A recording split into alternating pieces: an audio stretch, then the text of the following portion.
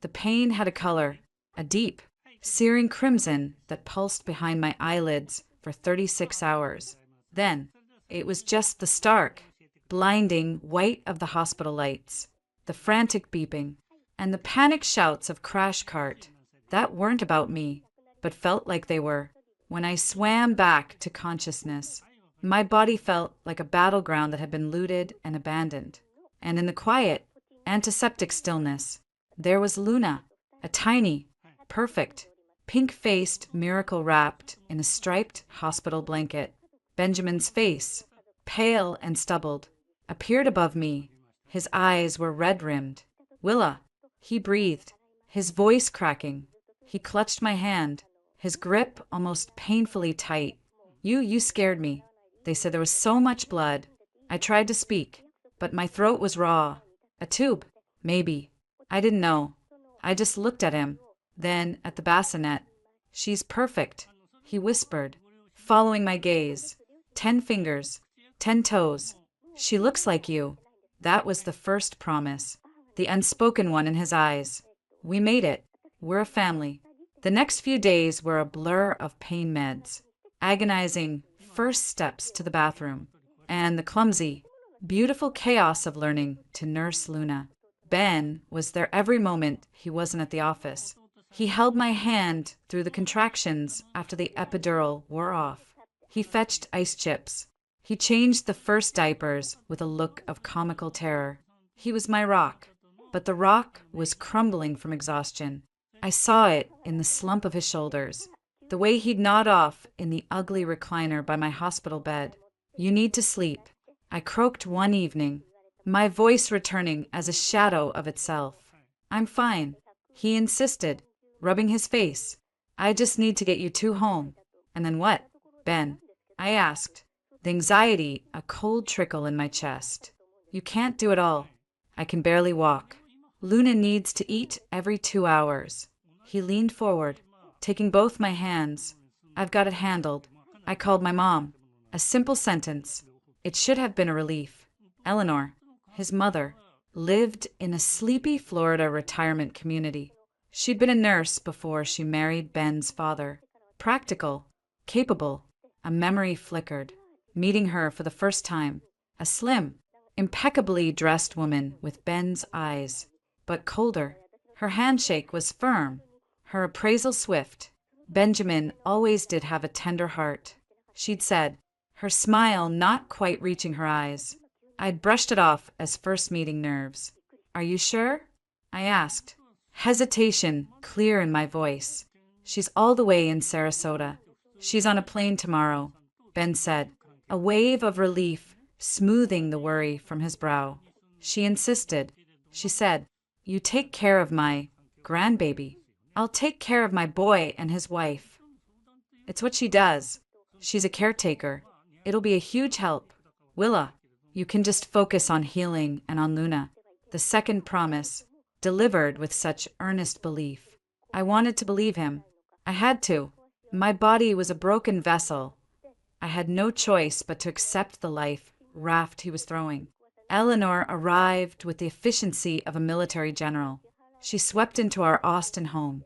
A wave of light, Chanel No. 5 and crisp linen. She kissed Ben's cheek, gave me a careful, brief hug that avoided any contact with my sore abdomen, and peered into the car seat where Luna slept. Oh, Benjamin, she's the image of you as a baby, she declared, her voice softening in a way I'd never heard. Just perfect. For the first 2 days, it seemed perfect. She cooked. She dusted. She folded tiny onesies into impossibly neat squares. She shooed Ben off to the home office to catch up on work. You need to provide. Dear, I'll handle the nest. And she shooed me to the nursery to nurse or to the bedroom to rest.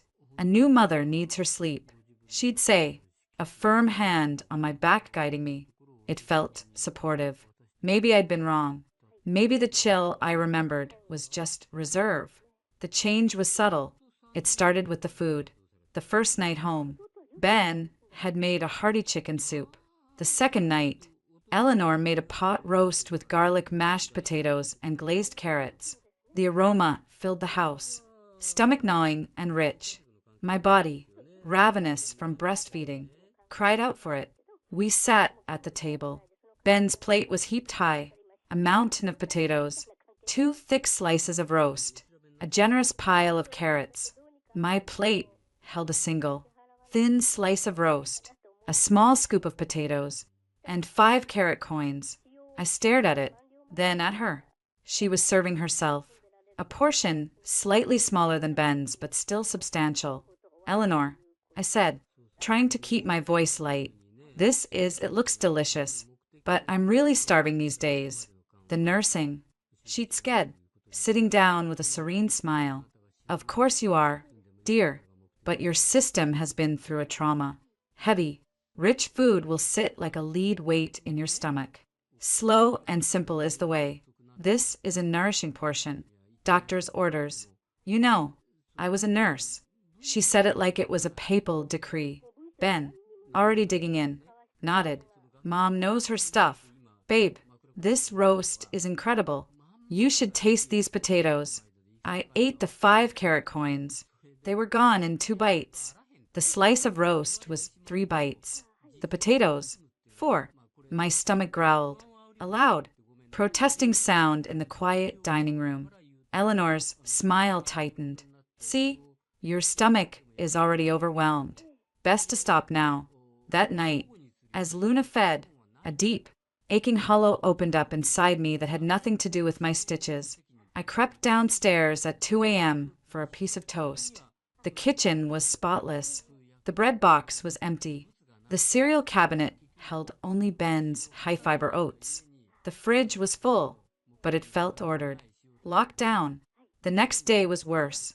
Lunch was a recovery salad, 3 limp leaves of romaine, 2 cucumber slices, and a whisper of vinaigrette. Ben was at the office. Where's the protein? I asked, unable to hide the edge in my voice. Some grilled chicken? Some tuna? I'm producing milk. Eleanor, I need calories. Her eyes, the same warm brown as Ben's, but without the warmth, widened. Protein is very binding. Willa, after a C-section, you need to avoid constipation at all costs. The salad is hydrating and gentle. I didn't have a C-section, I said through gritted teeth. I had a vaginal birth, a horrific, traumatic one, but not a C-section. A flicker of something irritation crossed her face. The principles of postpartum care are universal. Dear, now, eat up. You need your strength. She turned to the sink, her back a rigid line of finality. I pushed the plate away, the hunger twisting into anger. I'm not a child. I know what my body needs. She didn't turn around. And I know what 40 years of nursing experience says. Benjamin trusts me to take care of you. Don't make this difficult for him. He's under so much stress. The manipulation was so deft, so clean. It left me winded. I was the difficult one, the ungrateful new mother. I retreated to the nursery, holding Luna close, tears of frustration and hunger hot in my eyes. I texted Ben, really struggling with the food your mom is making. It's not enough. I'm so hungry. His reply came an hour later. I'll talk to her, but go easy. Willa, she's trying to help in her way. Maybe it's an old school thing. Hang in there.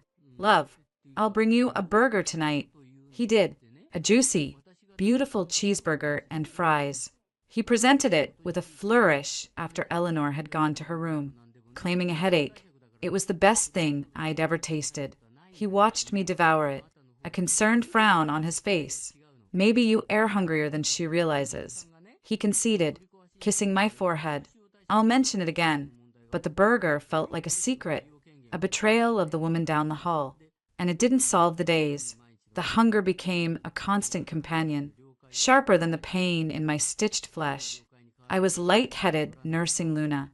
My milk supply, which had been robust, seemed to dwindle. Luna fussed more. Then, I heard it, the third night, a sound from the kitchen. Not the quiet click of the fridge, but a distinct, wet, chewing sound. Slow, savory. I crept downstairs. my bare feet silent on the cool wood. The kitchen was dark but for the dim glow over the stove. And there she was, Eleanor, in her silk robe, standing at the counter with her back to me. On a plate in front of her was a thick, rare steak, a baked potato oozing butter and sour cream, and a heap of asparagus. The good steak, the one Ben had been saving for a grill night. She took a large bite, chewing slowly, a small, almost sensual sigh escaping her. I must have made a sound, a gasp. The floorboard creaked. She froze, then slowly turned. Her face, illuminated in the gloom, showed no guilt, only a cold, calculated surprise. Willa, you're up. Is the baby fussing? I'm starving, I said, my voice trembling with rage and weakness. You're eating steak. She looked down at her plate, then back at me, and her expression morphed into one of gentle concern. This is Benjamin's steak. He mentioned he was craving it after work tomorrow. I was just checking the seasoning. It's a bit bland, don't you think? She set her fork down. You should be in bed. Dear, sleep is more important than midnight snacks. You're looking very pale. The audacity was breathtaking. I'm pale because I'm being starved in my own home. Her face fell, a mask of wounded piety. Oh, Willa, is that what you think? She shook her head, sadly. I'm following a medically sound recovery plan. Your emotions are all over the place right now. It's to be expected. The next morning, Ben came into our bedroom looking troubled. He sat on the edge of the bed. Mom came to me last night, almost in tears. He began, not meeting my eyes. My heart sank. Ben, she was eating a steak, a huge steak. At midnight, she said she was checking the seasoning for me. He said, repeating her lie verbatim, Willa, she's worried about you. She thinks she mentioned you might be having some episodes, seeing things that aren't there. The hunger, the stress, the hormones, it can do a number on anyone. I stared at him, disbelief turning my blood to ice. You think I'm hallucinating? You think I imagined a T-bone on her plate at midnight? I think you're exhausted and in pain and not thinking straight, he said, frustration bleeding into his voice. My mother is here out of the goodness of her heart. She's not some cartoon villain trying to steal your food. Maybe we should talk to Dr. Evans, just to check in. Postpartum anxiety is real. Babe, there's no shame in it. There it was, the third promise, shattered, not by a malicious act, but by the gentle, insidious erosion of his belief in me. He wasn't my rock anymore. He was the sand I was sinking into.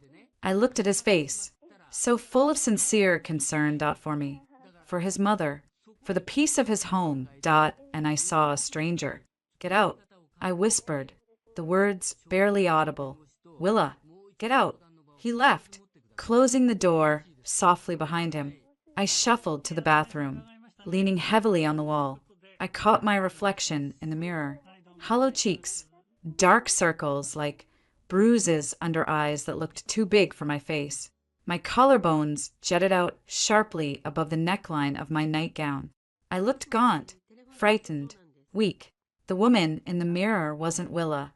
The graphic designer who'd painted the nursery, Clouds herself.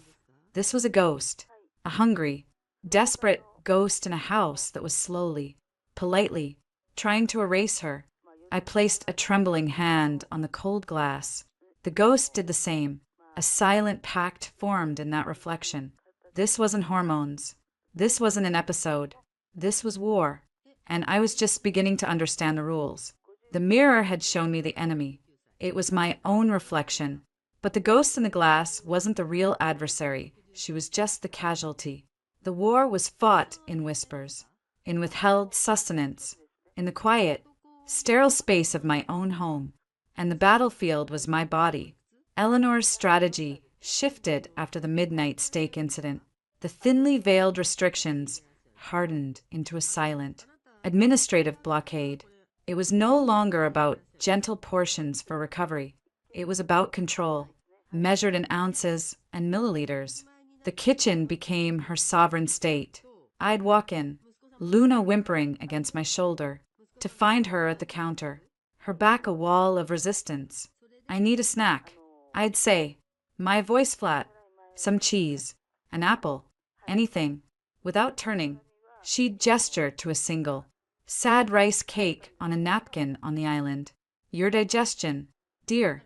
Complex foods this early will only cause gas. For the baby's sake. My baby needs calories that don't come from styrofoam.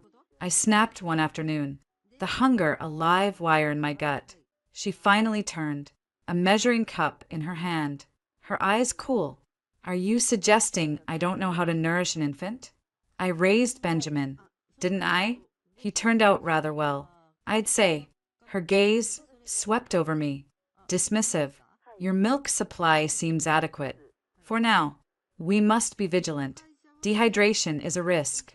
Then, she started on the formula. We'd kept some ready-to-feed bottles as a backup, a gift from a practical friend.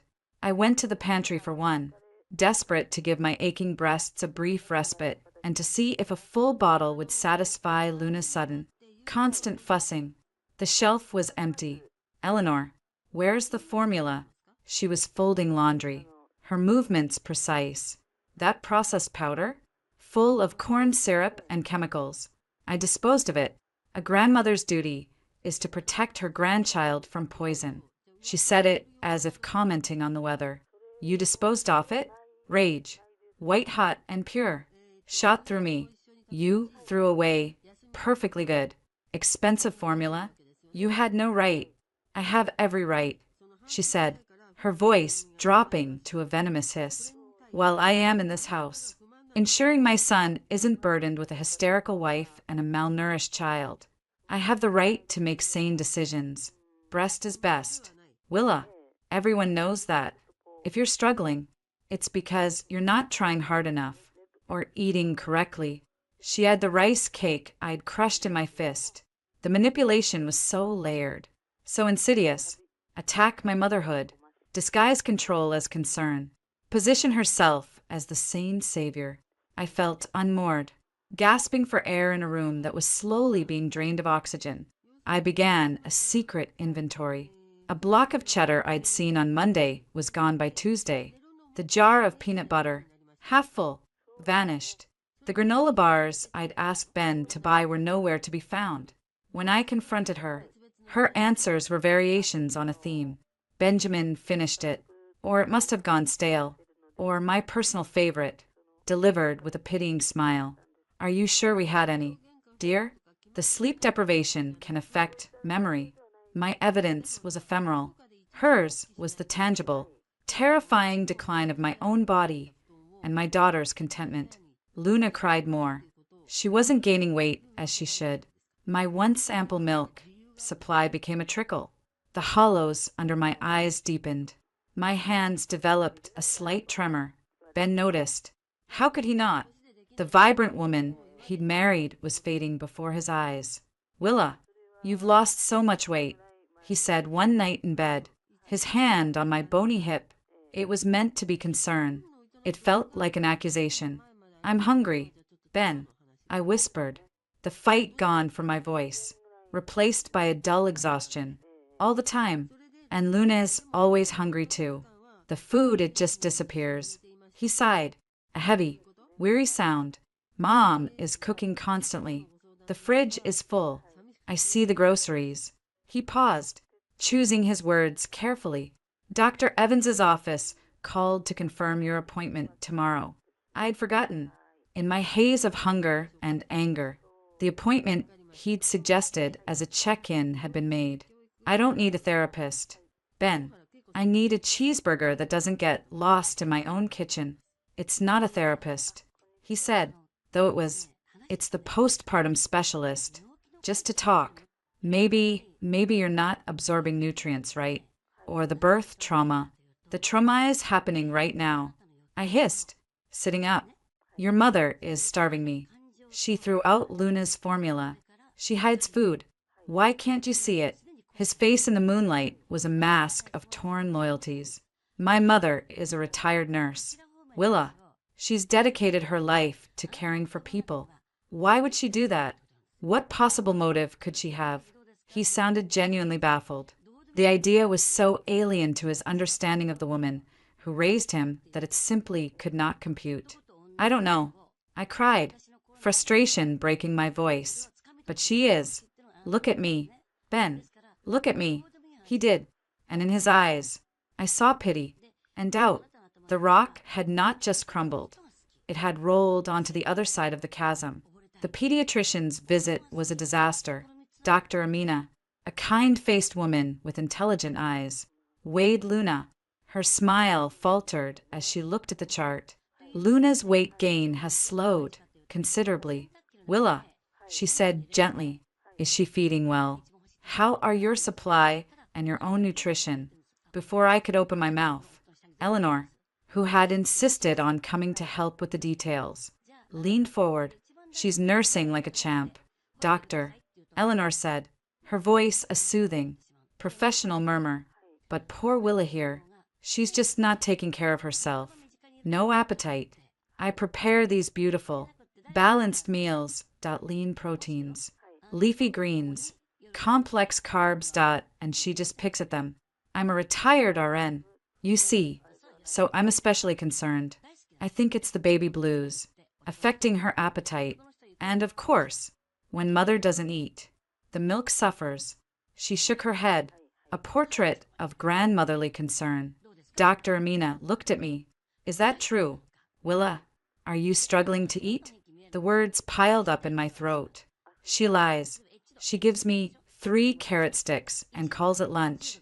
She throws food away, but they sounded insane. Even to me, confronted with Eleanor's solid, medical professional demeanor, my truth felt like the ramblings of a madwoman. I saw the subtle shift in Dr. Amina's eyes from clinical concern for the baby to a sharper, more personal concern for me. I'm trying. I managed. My voice weak. I'm just very tired. Of course you are. Eleanor cooed, botting my haunt. A possessive, pitying gesture. Then, the room did a slow tilt. The fluorescent light swam. A loud buzzing filled my ears. I heard Ben's voice, sharp with alarm. Willa, as the floor rushed up to meet me. I came to on the clinic's vinyl couch, a cold compress on my forehead. Dr. Amina was holding my wrist, taking my pulse. Ben hovered, pale. Eleanor stood, slightly apart, her expression one of pained, sympathetic efficiency. You fainted, dear, Dr. Amina said. Your blood pressure is quite low. Severe caloric deficit and dehydration are the most likely culprits. Her gaze was direct now, bypassing Eleanor and going straight to Ben. This is serious. A nursing mother needs significant intake. This isn't about picking at meals. This is about basic fuel. If she can't or won't eat, we need to discuss supplementing aggressively and getting her immediate help. She won't eat what I make, Eleanor said, her tone laced with a heartbreaking mix of sorrow and frustration. I'm at my wit's end. Doctor, I've tried everything. I wanted to scream. I wanted to vomit. I just lay there, tears of utter helplessness leaking from the corners of my eyes. The ride home was silent, a thick, suffocating silence. In the back seat with Luna, I stared at the back of Eleanor's neatly coiffed head. She had won. In the eyes of medicine, in the eyes of my husband, she was the concerned caregiver. I was the problematic, anorexic new mother, a danger to myself and my child. That night, the confrontation came. Ben was vibrating with a scared, grim energy. You fainted. Willa, you fainted in front of the pediatrician. Luna isn't gaining weight. What is going on? His voice was low, strained. What's going on is that your mother is a lying, manipulative. Stop it, he exploded, slamming his hand on the dresser. Just stop. I was there. I heard what the doctor said. My mother is cooking. I see the food. You're not eating it. Is it deliberate? The question hung in the air, ugly and terrifying. Do you not want to get better? Are you trying to hurt yourself? The final twist of the knife. He'd arrived at the conclusion her performance had meticulously engineered, that I was the unstable one. The threat? I had no evidence, only my word against the pristine, perfect facade of Eleanor Carter, RN. The answer came to me at 3 a.m. as Luna fed fitfully, a cold, clear certainty. I couldn't fight a ghost with words. I needed a weapon. I needed eyes that couldn't be doubted. The next day, when Ben was at work and Eleanor was engrossed in organizing the spice rack, another subtle jab at my domestic skills, I took out my phone. My hands shook, but not from weakness this time. From purpose. I navigated to a popular online retailer. In the search bar, I typed mini hidden camera wireless. I scrolled through the options, small ones that looked like smoke detectors, tiny ones embedded in charging plugs, a pen camera, a clock radio. My heart hammered against my ribs. This was paranoid. This was crazy. Isn't that what they want you to be? The ghost in the mirror seemed to whisper. Prove you're not. I selected a 2-pack of tiny, magnetic pinhole cameras, high definition, night vision, motion activated, storing footage to a cloud via Wi-Fi. I used a gift card Ben had given me months ago, so the purchase wouldn't show on our shared account. I entered my name, but for the shipping address, I used my old friend Chloe's workplace, a design firm downtown. I texted her a quick, cryptic explanation. Family drama. Need a package sent to you. We'll pick up. Don't ask, she replied with a thumbs-up emoji. Chloe knew better than to ask. 3 days later, the package was in my hands, concealed in my diaper bag. The cameras were smaller than I imagined. Innocuous, powerful. The war had been silent, but I was about to give it a voice. One that recorded in perfect, undeniable high definition. The cameras were my secret army. Tiny, unblinking mechanical sentinels. I placed one on the upper frame of the kitchen doorway, its lens a mere pinprick disguised as a smudge of paint. Another went inside the pantry, nestled behind a decorative but unused ceramic canister labeled flour. A third, the smallest, I fixed with its magnetic back to the underside of the wrought iron scrollwork on a shelf in the living room, giving it a panoramic, if slightly skewed, view of the main living area. My phone became a command center. An innocuous-looking app hidden in a folder labeled Utilities held the live feeds. I turned off notifications. Every time Eleanor shooed me upstairs to rest, every time Ben left for work, I would lock my bedroom door, pull out my phone, and watch. It felt sordid, paranoid, necessary. The first day yielded nothing but mundane chores. Eleanor wiping counters. Eleanor folding laundry while watching daytime court shows.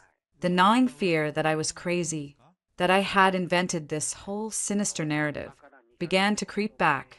Then, on the second day, I saw it. It was 1:17 p.m. Ben was at work. I was ostensibly napping with Luna.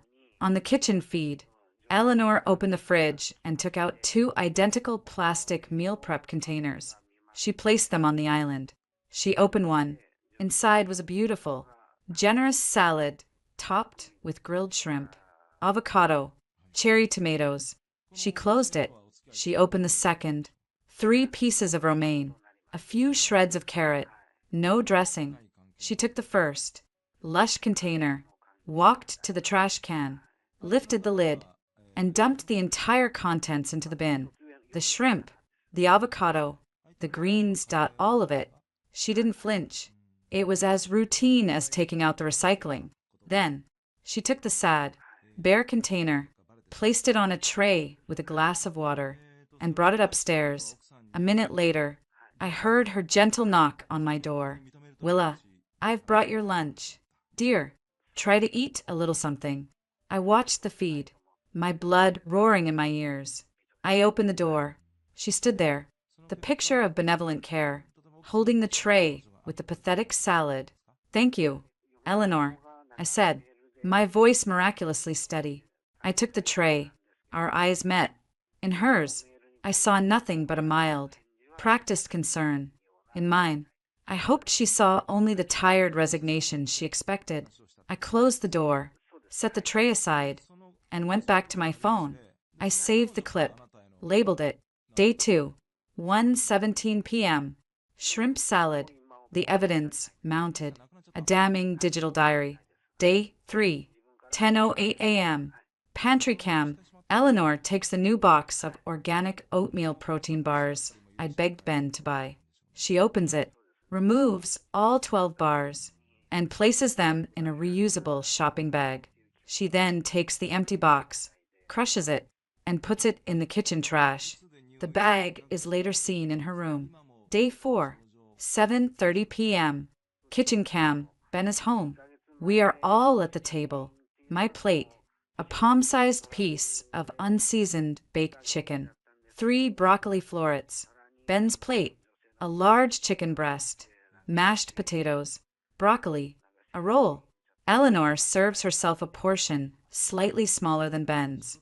As we eat, she says, "You see, Benjamin, I'm making sure Willa gets plenty of lean protein and greens. Exactly what she needs." On the camera, the disparity is obscene. Day 5, 3:00 p.m. Living room cam. I am in the nursery, trying to soothe a crying Luna. The feed shows Eleanor picking up Luna's favorite plush elephant from her playmat. She looks toward the hallway, then brings the toy to her face. The audio is faint, but my enhancement app clarifies it. In a syrupy, sing-song voice utterly devoid of warmth, she coos to the toy, "Don't cry, little Luna. Grandma's here. Your mommy is too tired and skinny to make good milk for you, but Grandma will take care of everything." Yes, she will. She kisses the toy, then drops it back on the mat, her face smoothing into its usual neutral mask. That one made me physically sick. I had to mute the audio, my hand clamped over my mouth. This wasn't just about food. This was a campaign of eradication. Day 6, 9:00 p.m. Kitchen cam. Ben is working late. I am in the shower. Eleanor takes a full carton of my prenatal vitamins, the expensive prescription ones, from the cabinet. She opens the capsule, taps the powder into the sink, and runs the garbage disposal. She then refills the capsules with what looks like baking soda from a box in the pantry, carefully reseals them, and places the bottle back. She washes her hands meticulously. That was the breaking point. The vitamins were my last thin tether to medical sanity, to recovery. She wasn't just starving me. She was actively sabotaging my health at a chemical level. I had enough, more than enough. I spent that night, while the house slept, compiling the footage. I didn't need a highlight reel of horrors. I needed a concise, undeniable narrative. I chose 5 clips: the shrimp salad dump, the protein bar stash, the dinner portion disparity, the chilling monologue to the toy, the vitamin tampering. I edited them into a seamless 3-minute video. No music, no commentary, just time-stamped, high-definition truth. The next day, a Friday, Ben came home early. "Light day," he said, smiling wearily. "Thought I'd take my girls out for an early dinner." He hadn't called us his girls in weeks. Eleanor beamed. "What a wonderful idea. Luna will love the stimulation. I'll get her dressed." She bustled off, the model grandmother. "Ben," I said, my voice quiet but firm, "can we talk in your office first? Alone. It's important." The smile faded from his face, replaced by a look of wary apprehension. "Willa, if this is about Mom again, please, 5 minutes. Then we can go wherever you want." He sighed, the weight of our endless, circular argument on his shoulders. "Fine. 5 minutes." We went into his small home office. He sat in his desk chair. I remained standing, closing the door softly. My heart was a frantic bird in my chest. I pulled the spare chair over, sat facing him, and took out my phone. "What's this?" he asked, frowning. "Proof," I said simply. I opened the video and handed him the phone. "Watch." He took it, a look of mild irritation on his face. The screen lit up, showing our kitchen. The timestamp in the corner read day 2.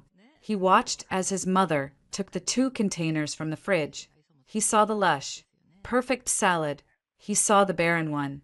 He leaned forward slightly, squinting. Then he saw her dump the good food into the trash. His brow furrowed. What is this? Is this edited? Some kind of deep fake? Keep watching, I said, my voice flat. The clip changed. The pantry. His mother hiding the protein bars. His jaw tightened. The dinner table scene played. The visual comparison of the plates was stark, irrefutable. He opened his mouth, closed it. The living room feed came on. The audio of her voice, that cold, possessive coo to Luna's toy, filled the quiet room. Your mommy is too tired and skinny to make good milk for you. Ben's face drained of color. He looked up at me, his eyes wide with a dawning, horrified comprehension. No, he whispered. No, she wouldn't. The final clip played. The vitamins, the careful, malicious sabotage, the clinical washing of hands. The phone clattered onto the desk. Ben didn't move to catch it. He stared at the blank surface of the wood, his breathing shallow and rapid. The color that had drained from his face now flooded back in a blotchy, angry red. A muscle in his jaw ticked. Where, he started, his voice a strangled rasp. Where were the cameras? Around the house, I said, where I needed them to be. He looked at me then, and the pain in his eyes was a physical thing. It wasn't just anger at his mother. It was the shattering of his entire reality, the foundation of his childhood, the image of the self-sacrificing nurse, the strong single mother who held it all together after his father left at IT, was a facade, and it had just exploded in his face. And worse, he had been the one guarding the door, refusing to let me show him the cracks. How long? He asked, the words thick. A week, since I fainted at the pediatrician. And the vitamins she's been, probably since she got here. I finished. My anger was a cold. Still ache now. The battle was over. The evidence had spoken. He stood up, so suddenly his chair rolled back and hit the bookcase. He didn't seem to notice. He looked at the door, then at me, a storm of emotions warring on his face. Disbelief, fury, shame, a profound, gut-wrenching betrayal. I called you crazy, he said, the words barely audible. I made you see a therapist. I told you it was in your head. He ran a trembling hand through his hair. Oh my God, Willa, what has she been doing to you? What have I Lethier do? The dam broke. A raw, agonized sound tore from his throat. Part sob, part roar.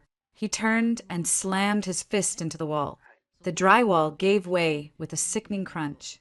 He stood there, his forehead resting against the broken plaster, his shoulders shaking.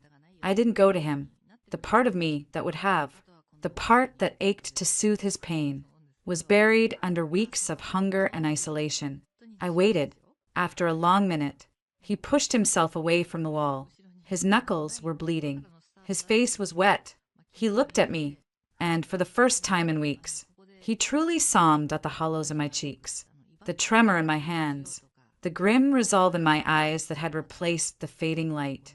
I am so sorry, he said, the words heavy with the full weight of his failure. There is nothing I can say. Willa, I am so sorry.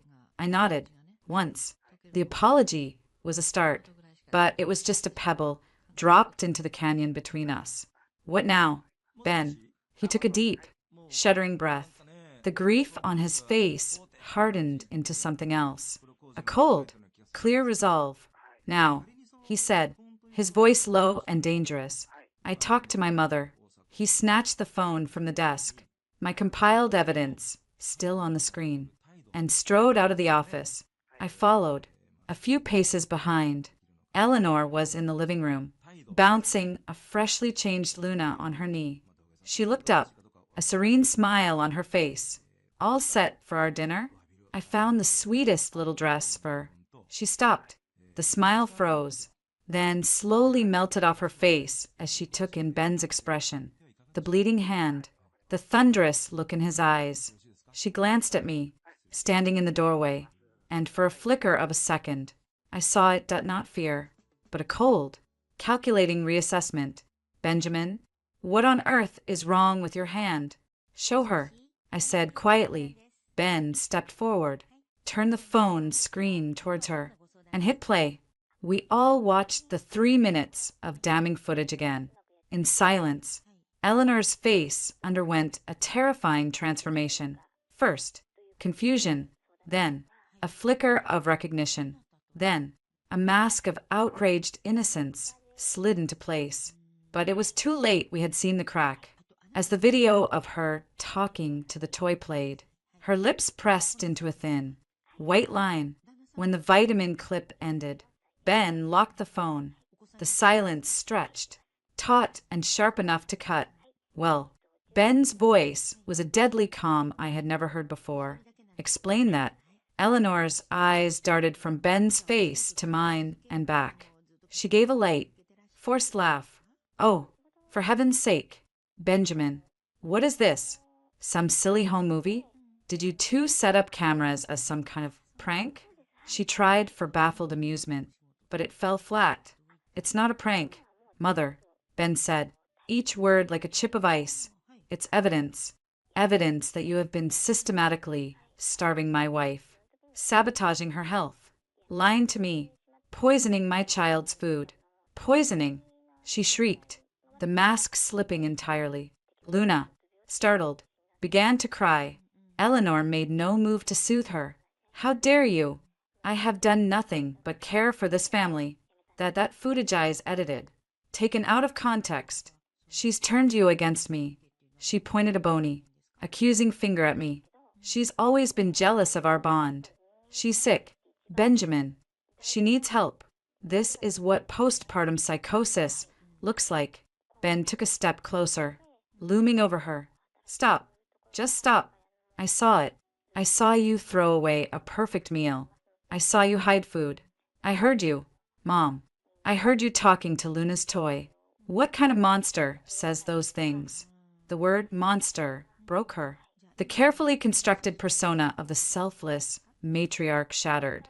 Her face contorted with a venomous rage that was utterly, terrifyingly genuine. A monster? Monster? She stood up, setting a wailing Luna down roughly on the couch. I am trying to save you from being shackled to a weak, simpering child who can't even feed herself properly. What are you talking about? Ben roared. Look at her.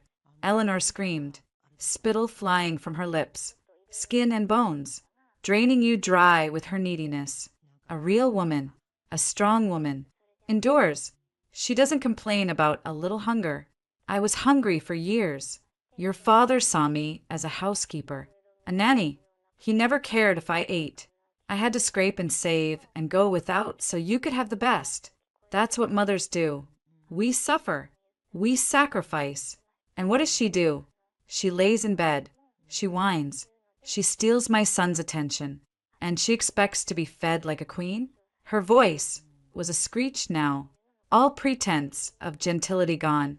She doesn't know what suffering is. She doesn't deserve the life you've given her. I was making her stronger. I was teaching her what it really means. The truth, ugly and raw, hung in the air. It wasn't about old school nursing. It wasn't about misguided care. It was jealousy, a bitter, festering envy that my pain was seen and tended to, while hers had been ignored, that her son cherished me, while her husband had despised her. She wanted me to taste her ashes. Ben looked at his mother as if seeing her for the first time. The horror in his eyes was now mixed with a profound, soul-deep pity. My God, he whispered, you're insane.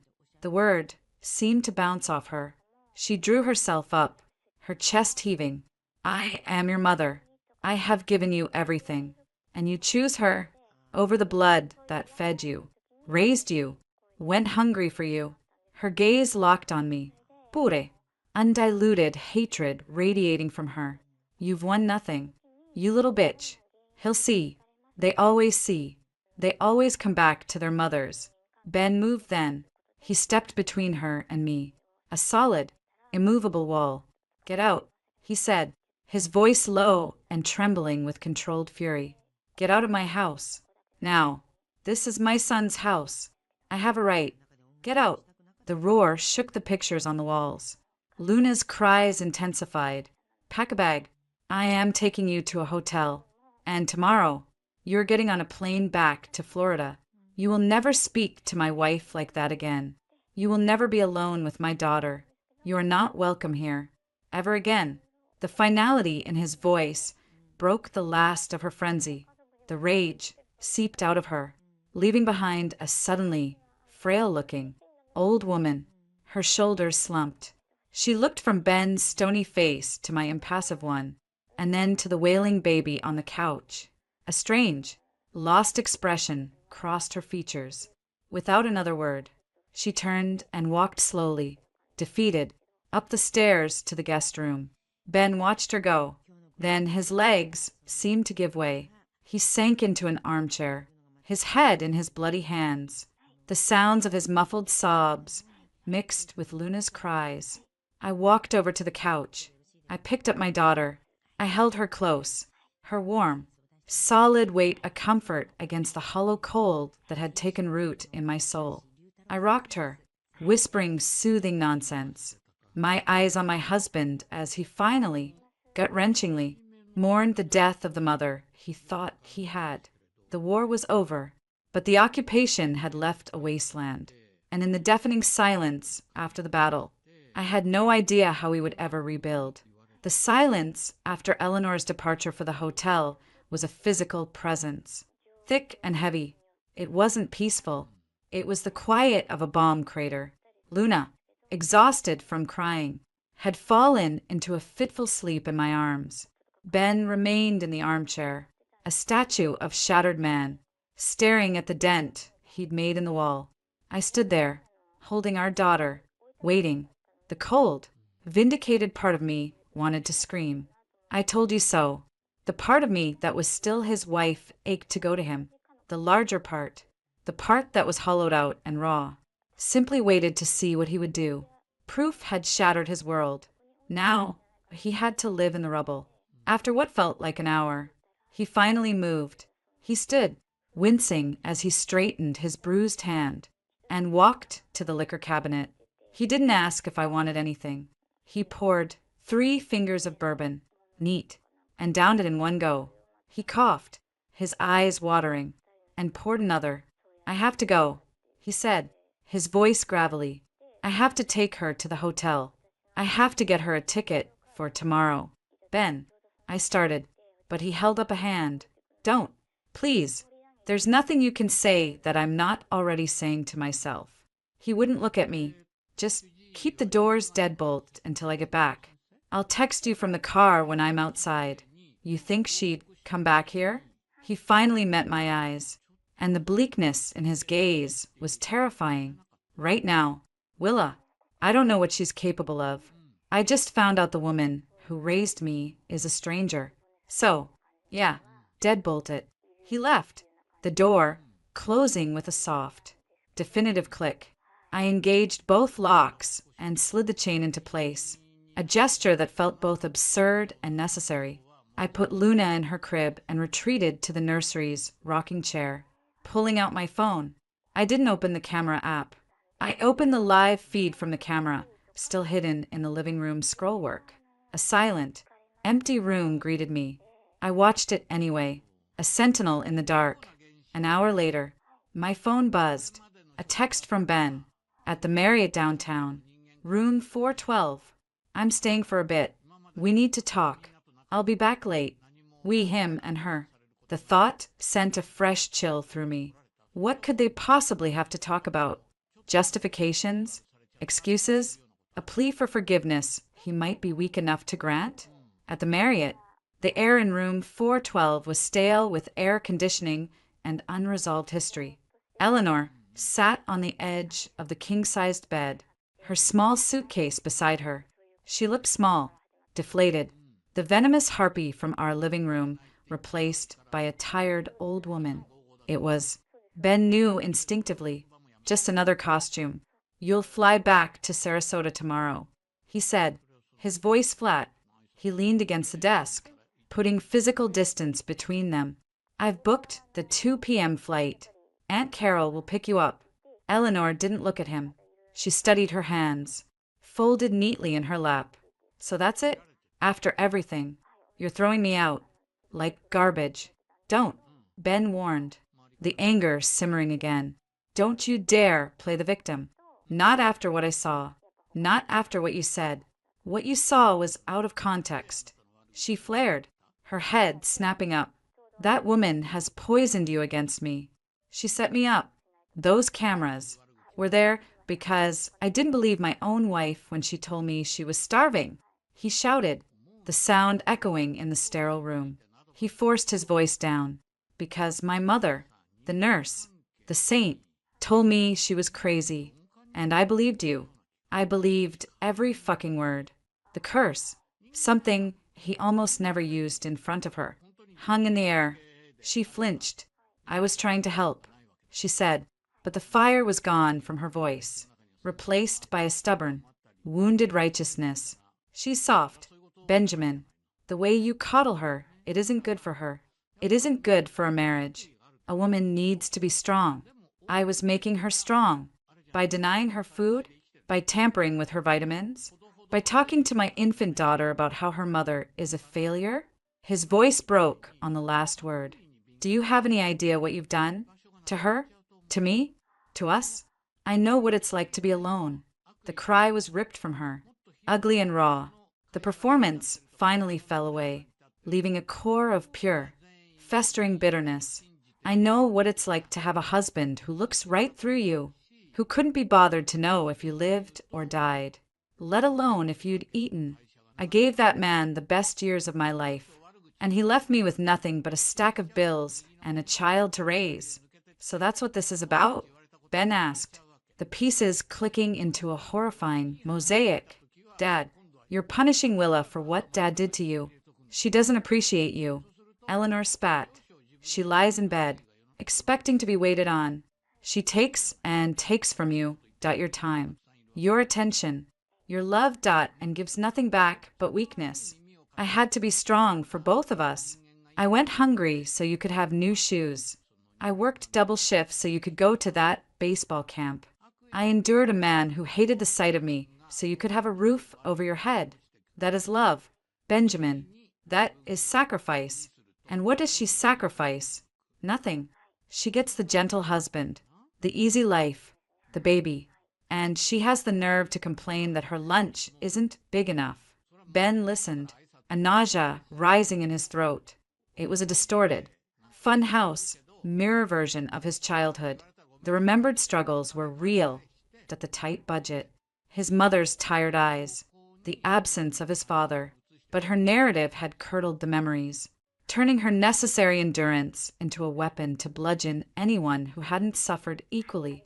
You think because you had it hard, everyone should? He asked, his voice dangerously quiet. You think love is measured in suffering? That the only way Willa can prove she loves me is to be as miserable as you were? It would give her character. She insisted, her eyes blazing with a fervent, twisted belief. It would make her worthy of you. Instead, she's making you weak. Fusing oahe, catering to her every whim. A real man doesn't do that. Your father never. My father was a selfish bastard who abandoned his family. Ben roared, finally losing the last shred of his control. He was a terrible husband and a mediocre father. He is not the benchmark. He is the cautionary tale. I have spent my entire adult life trying not to be him, and loving my wife, caring for her when she's vulnerable. That is the opposite of what he did. Can't you see that? The question hung between them. She stared at him, her chest heaving. The logic was irrefutable, but it crashed against the fortress of her resentment. You're choosing her, she whispered, the statement final and despairing. There is no choice. He cried, exasperated. She is my wife. Luna is my daughter. You are my mother. Those are not in competition, but you made it a competition, and you tried to break her to win it. You tried to break us. I was protecting you, she wailed, regressing to a childlike plea. From a leech, from a woman who will drain you dry and leave you just like he left me. Ben closed his eyes, the fight draining out of him, replaced by an infinite, weary sadness. No, Mom, you weren't protecting me. You were punishing her for my father's sins, and for your own unhappiness. You saw me happy with her.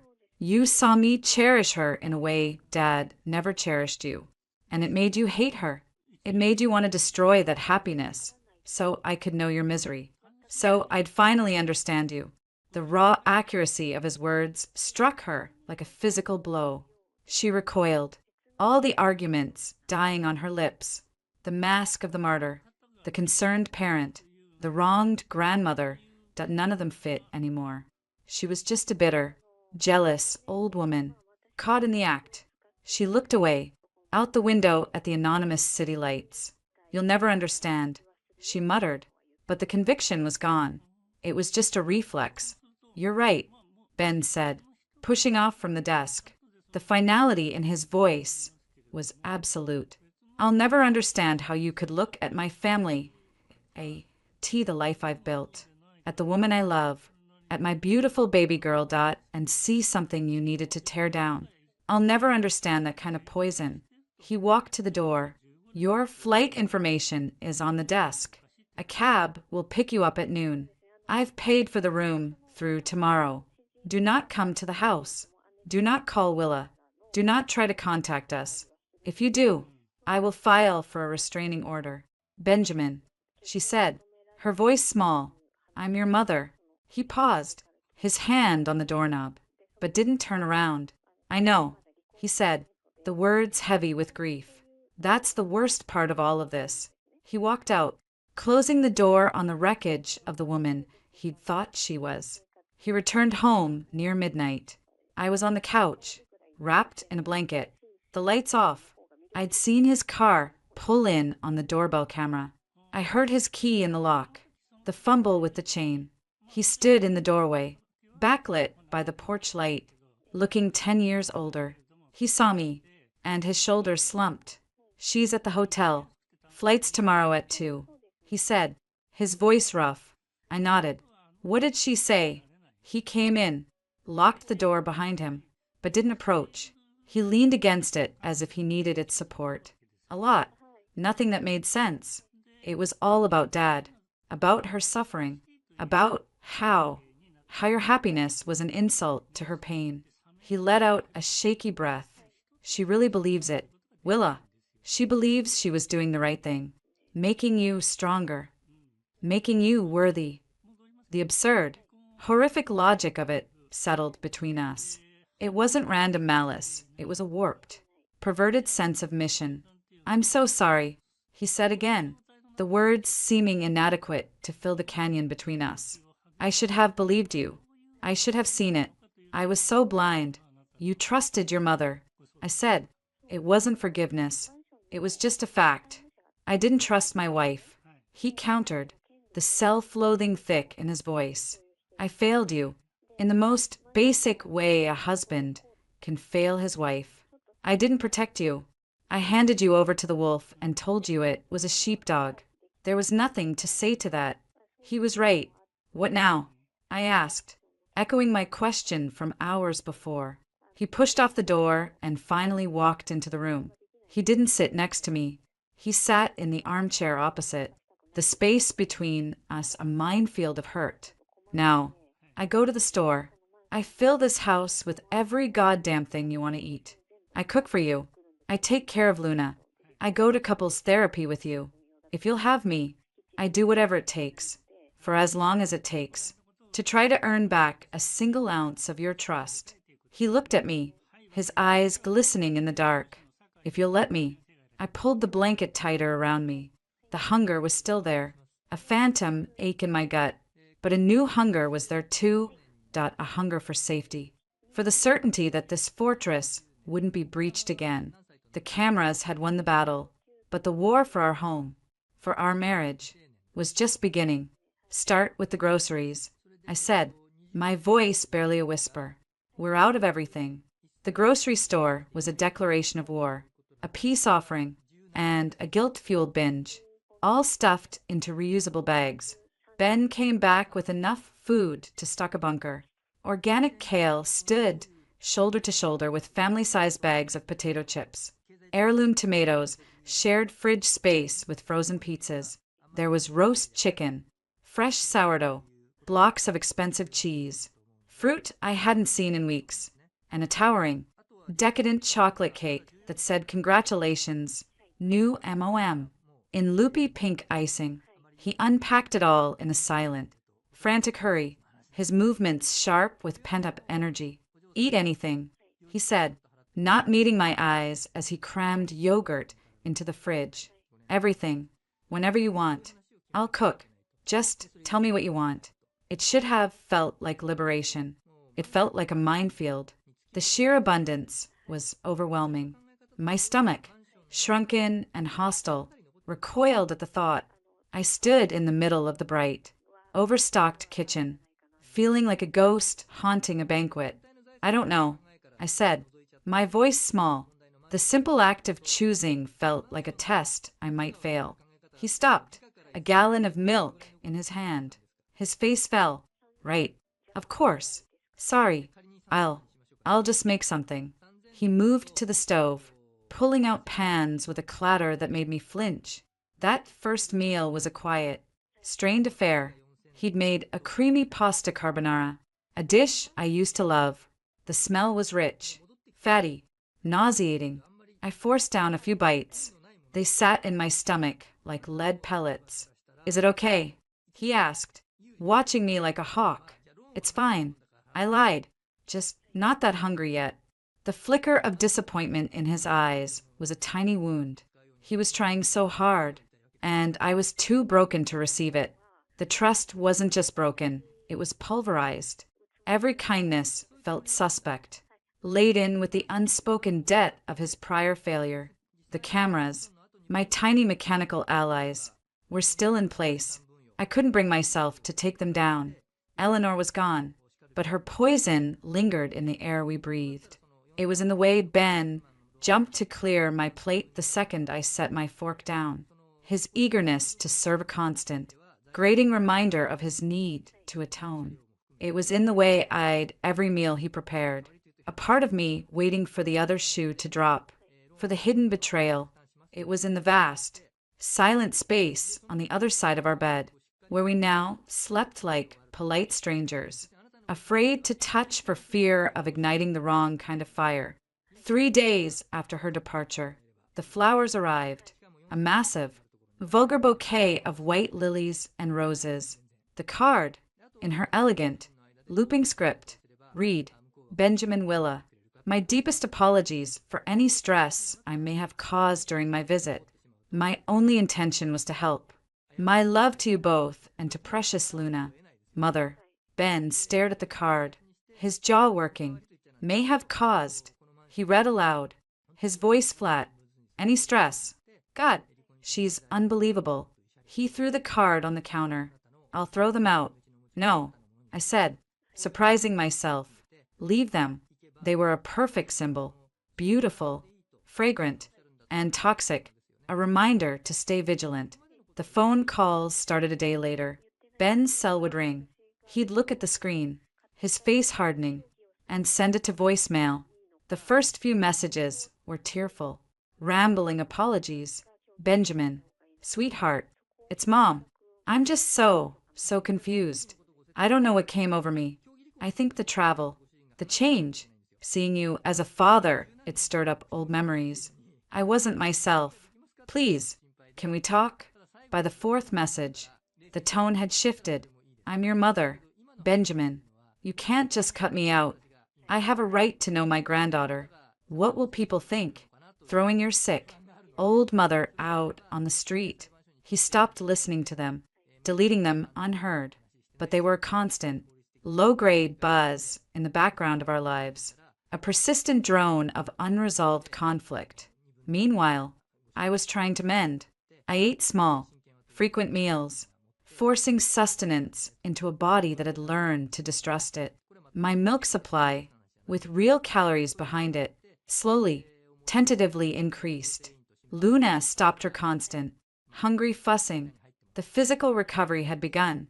The emotional one was a different beast. Ben tried. God, he tried. He took paternity leave. He changed diapers, gave midnight bottles of pumped milk so I could sleep, took Luna for long walks in the stroller. He was the perfect, penitent partner, and I hated it. Every helpful gesture felt like an indictment of his past inaction.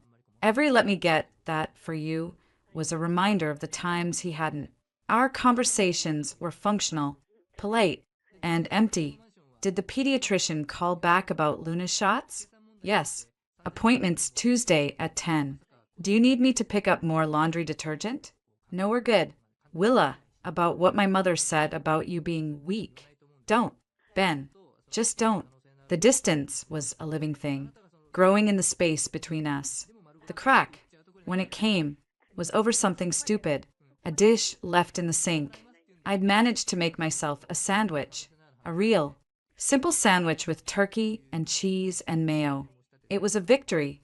I'd eaten half, wrapped the other half, and left the plate and knife by the sink, intending to load the dishwasher later. I went upstairs to nap with Luna. I woke to the sound of Ben's voice, low and tense, coming from the kitchen. I crept to the top of the stairs. No, Aunt Carol, that's not what happened, because it's not true. She told you what? His voice was rising. That we're keeping Luna from her? That Willa is unstable and I'm being manipulated. No, she is not on medication. Because it's a lie. All of it. I stood frozen on the step. Eleanor was working the family channels, painting herself as the wronged grandmother, me as the vindictive, mentally ill daughter-in-law. Classic. Effective. Ben's voice dropped, thick with frustration. I have proof. Carol. Video proof. Of her doing terrible things. To Willa. To our family. I know it's hard to believe. It was hard for me, too. No, I'm not sending it to you. It's private and humiliating. Just tell her to stop. Tell her if she doesn't stop, I'll get a lawyer involved. He hung up. I heard a frustrated groan, then the sound of something did a dish being placed with excessive force into the dishwasher. I walked down. He was leaning over the sink, his head in his hands. The plate and knife from my sandwich were gone, neatly washed and in the drying rack. My half sandwich, however, was sitting on the counter, still in its plastic wrap. What did she say? I asked quietly. He jumped, whirling around. Willa, I didn't hear you. He ran a hand through his hair. My Aunt Carol. Mom's been calling her, spinning some story about us being cruel, you being unwell, that we've cut her off from Luna out of spite. And Carol believed her. She wants to. He sighed, the fight going out of him. It's easier to believe the poor, lonely grandma than the son who's accusing his mother of what we have proof she did. He gestured helplessly at the air. It's a nightmare. My eyes fell on the solitary half sandwich. Where's my plate? Huh. Oh, I washed it. It was just sitting there. A cold, familiar feeling slithered into my gut. Why? He blinked. Why? Because it was dirty. I was loading the dishwasher. You left the sandwich, but you washed the plate. It wasn't a question. He stared at me, confusion giving way to dawning horror. Willa, no. It's not. I just saw the dirty dish and washed it. I wasn't thinking about the sandwich. I wasn't hiding the food. The last part came out in a pained whisper. But the seed was planted. The irrational, toxic seed of doubt that Eleanor had sown was sprouting in the fertile soil of my broken trust. The logic was flawless. He washed the evidence of my eating, but left the food itself. It was exactly the kind of small, deniable, gaslighting move she would pull. I saw the moment he understood the path my mind had taken. His face crumpled. You think I'm in on it? With her? The hurt in his voice was so raw it was physical. I don't know what to think anymore. Ben, I said, my voice hollow.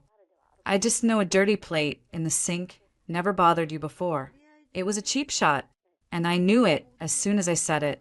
But the fear, the constant, low-grade panic, was a beast that needed feeding. I was feeding it with his pain. He took a step back, as if I'd slapped him. Okay, he said, his voice dangerously calm. Okay, I get it. You can't trust me. I poisoned the well. I have to. I have to live with that. He turned and walked out of the kitchen, leaving me alone with my half-eaten sandwich and the crushing weight of my own suspicion. The flowers on the counter seemed to mock me. The house, full of food and empty of peace, felt like a gilded cage. Eleanor was hundreds of miles away, but she was winning. She didn't need to be in the house to tear us apart. She'd given us the tools to do it to ourselves. Later that night, as I fed Luna her last bottle, I pulled out my phone. I opened the camera app. The feeds were quiet, mundane. The living room, empty. The kitchen, clean. The pantry, stocked. I switched to the archived footage, the damning evidence from before. I watched the clip of her dumping the shrimp salad. I watched her hide the protein bars. I watched her poison the vitamins. Then I opened a new recording from earlier that afternoon. I'd set up a temporary camera, a nanny cam disguised as a baby monitor. On the bookshelf after the phone call with Aunt Carol, I scrolled through. There was Ben, on the phone, his back to the camera, his shoulders tense. There he was, hanging up.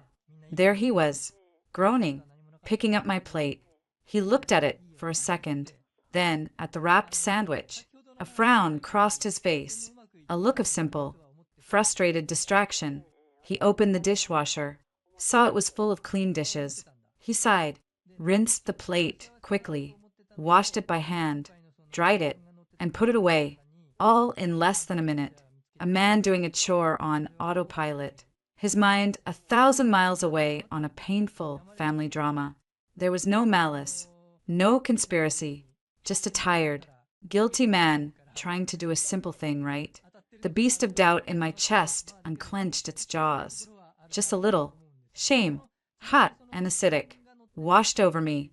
I had become so accustomed to looking for the trap that I saw snares in his every innocent action. I found him in his office, staring at a blank computer screen. I stood in the doorway, the weight of my accusation hanging between us. I saw the footage. I said, quietly. He didn't turn around. Which footage? From today. You washing the plate. He let out a short, bitter laugh. So you're still spying on me now. I'm protecting myself, I said, but the words sounded weak, even to me. From me? He finally turned, and the devastation in his eyes was complete. Willa, what do I have to do? What oath do I have to swear? I made the worst mistake of my life. I am living in hell because of it. I am trying, every second of every day, to fix something that might be unfixable. And you're watching me wash a goddamn dish like it's a federal case. He stood up, his chair scraping loudly. I can't live like this, being tried and convicted every day for a crime I'm trying so hard to atone for.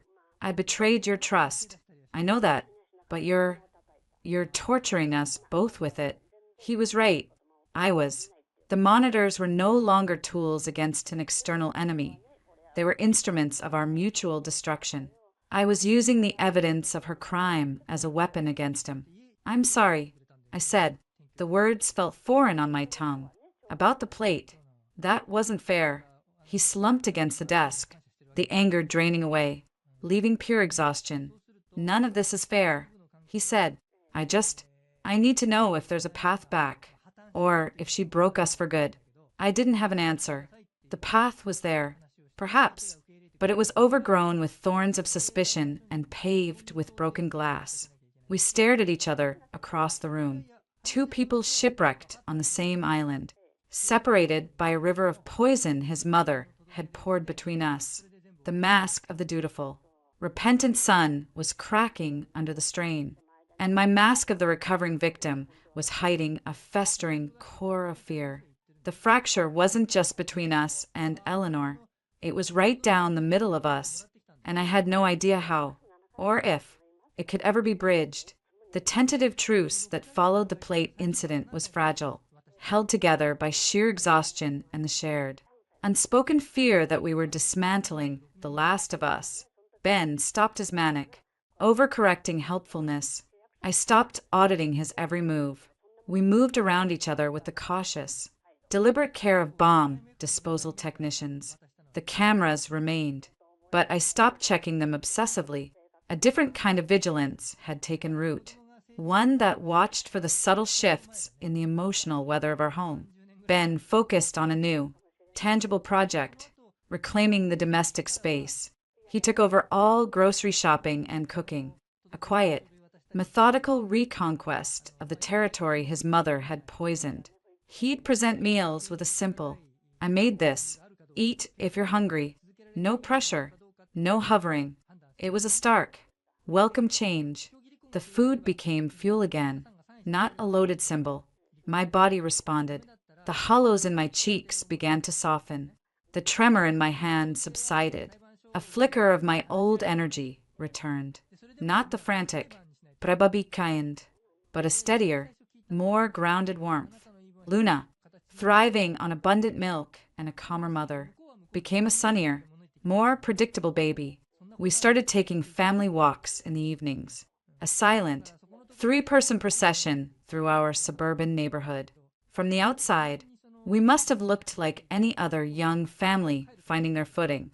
Inside, the silence between Ben and me was a deep, cold lake we were carefully skirting. The first test of our fragile new normal came from an unexpected, benign source, a neighborhood block party. The invitation, a cheerful flyer stuck in our door, sent a jolt of pure anxiety through me. People, neighbors, small talk. The thought of performing normalcy was exhausting. The thought of staying in our silent house was worse. "We should go," Ben said, looking at the flyer. "For an hour. Get some air. See other humans who aren't pediatricians." "I don't have anything to wear that fits," I muttered. A weak excuse. "You look beautiful in everything," he said automatically, then flinched, as if the compliment, once a natural reflex, now felt like a landmine. "Sorry, I just mean it might be good for us. For you." I knew what he meant. To prove, mostly to ourselves, that we could still function in the world. That Eleanor hadn't turned us into complete recluses. 1 hour. I agreed, the words tasting like a surrender. The party was in full swing on the cul-de-sac at the end of our street. Picnic tables groaned with potluck dishes. Kids shrieked, running through sprinklers. A playlist of inoffensive pop music competed with the buzz of conversation. We arrived with Luna in her stroller, a bottle of wine, and a store-bought pasta salad at a classic new parent offering. For the first 20 minutes, it was okay. People cooed over Luna. They asked polite, surface-level questions about the birth. "Oh, you're a warrior." About sleep, treasure these moments. They're fleeting. About Ben's work. I smiled, gave vague answers, and clung to my plastic cup of lemonade like a lifeline. Ben stayed close, a solid, quiet presence at my shoulder. Then, Margie from 2 doors down swooped in.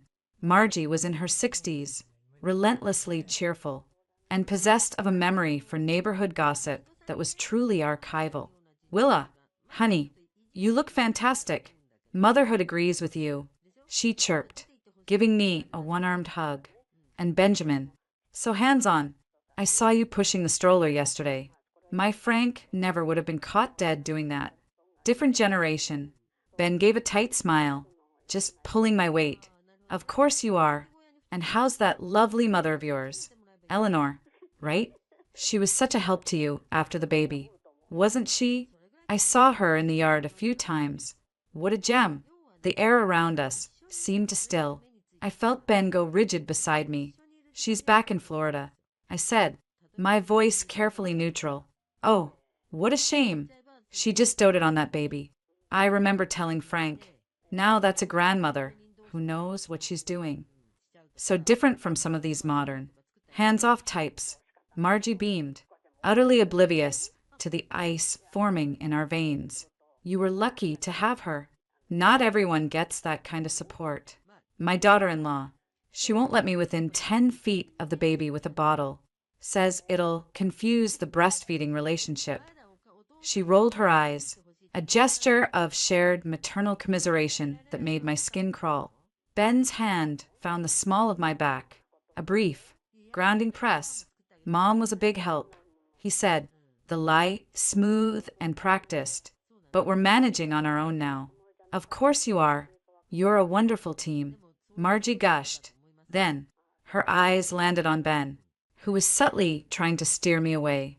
You know, Benjamin, seeing you with your little girl, it just warms my heart. The way you look at her. The way you're always so attentive to Willa. It's rare. Your mother must be so proud, seeing the kind of man, the kind of father you've become. She did a wonderful job with you. It was a perfectly normal, neighborly compliment, but it landed like a lit match in a room soaked in gasoline. A strange sound came from behind us, a sharp, choked-off inhalation. We turned. Eleanor stood there. She was not a hallucination. She was real. She must have taken a cab from the airport. She wore a tasteful linen shift. Her hair, perfectly styled. In her hands, she held a gaudy, oversized teddy bear and a wrapped gift. Her face was a mask of porcelain calm, but her eyes, fixed on Margie, then on Ben, then on me, were blazing with an emotion so intense it was almost incandescent. Mom, Ben breathed, the word a mixture of shock and fury. What are you doing here? Margie, sensing the tectonic shift in the atmosphere, took a small step back. Oh, Eleanor, what a lovely surprise. We were just talking about you. Were you? Eleanor's voice was sweet, syrupy, and utterly terrifying. How nice. Her gaze swept over our little group, lingering on Ben's protective hand on my back. I just couldn't stay away. I had to see my grandbaby, and I brought a little something. She held out the bear, not to me, but toward the stroller where Luna slept. Ben stepped forward, physically blocking her path to the stroller. You need to leave. Now, we had an agreement. An agreement? Eleanor's smile didn't waver, but her eyes hardened. Between a mother and her son? You can't make agreements about love. Benjamin, I was in the neighborhood, visiting an old friend. I thought I'd stop by the party, see my family. Is that a crime? Her eyes cut to me. Unless I'm not welcome. Every neighbor within earshot had gone quiet. The cheerful pop music suddenly felt obscenely loud. We were a live drama playing out on the suburban stage.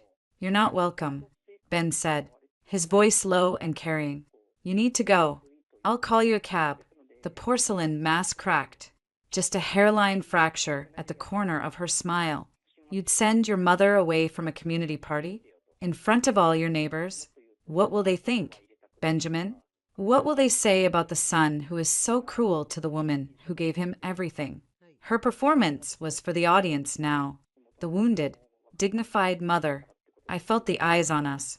Curious, embarrassed, avid. This was her element. The public arena where appearances were everything, where her version of reality could be staged and sold. Then, her eyes landed on Ben again, specifically on the way he was still angled slightly in front of me. A shield. She saw the determination in his face, the protective stance that was so alien to her experience of men. The last vestige of her control snapped. Always positioning yourself between us.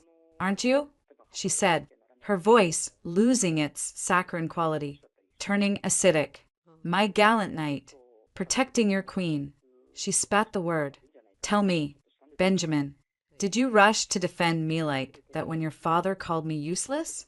When he told me I was a drain on his wallet and his life, did you stand between us then? Mom, that's enough. Ben warned, his face pale. No, it's not enough. Her voice rose, sharp and clear, cutting through the music. People were openly staring now. It will never be enough. You give her everything he denied me. The attention, the care, the respect. You coddle her. You worship her. For what? For doing what any woman can do. For being weak? Her fingers shot out, pointing at me. I was strong. I endured hell for you. And you reward her. You look at her like she hung the moon, when all she did was lie on her back and push. The vulgarity, the venom, the sheer, naked jealousy exploding in this sun-drenched, ordinary setting was surreal. A gasp went through the small crowd that had gathered. Margie's hand flew to her mouth. Ben looked like he'd been physically struck. The last, fragile thread of his filial piety finally snapped. Get out, he growled, stepping toward her, his size suddenly imposing. Get the hell out of here, and never come back. You are sick, you are twisted, and you will never, ever speak to or about my wife that way again. Do you understand me? They stood nose to nose, a brutal mirror image. The sun forged in the fire of her bitterness, finally turning that fire back on its source. The hatred in her eyes wasn't for me in that moment. It was for him, for choosing me, for being the man his father wasn't, for being happy. She took a staggering step back, the oversized bear dangling grotesquely from her hand. The public humiliation. His ferocious defense of me that IT was a cocktail too potent for her fragile ego. The rage melted into something else, a profound, terrifying emptiness. She looked at the staring faces, at her son's unforgiving expression, at me standing behind him, not cowering, but watching with a cold, clear gaze of my own. Without another word, she turned. She dropped the teddy bear on the grass, let the gift fall, and walked stiffly away, down the street toward the waiting cab no one had called. The silence she left in her wake was absolute, broken only by the tinny sound of a Katy Perry song. Ben turned to me. The anger was gone, replaced by a shaken, hollow look. I'm so sorry, he whispered, for the neighbors, for the scene, for the fresh hell his mother had unleashed. I just shook my head. There were no words.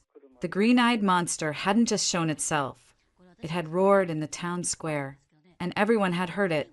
The private war was now public knowledge. There was no going back. The party dissolved around us. People drifted away, offering awkward, pitying smiles. We packed up Luna and walked home in a silence more profound than any that had come before. The confrontation had been terrible, but it had also been clarifying. The enemy was named, and her motive was exposed for all to see. A jealousy so consuming it had eaten her alive. That night, the house felt different. The silence wasn't just between Ben and me. It felt watchful. I checked on Luna every hour. At 2 a.m., I jolted awake from a shallow sleep, a primal sense of wrongness pulling me upright. Ben was asleep beside me, dead to the world. I slipped out of bed and padded to the nursery.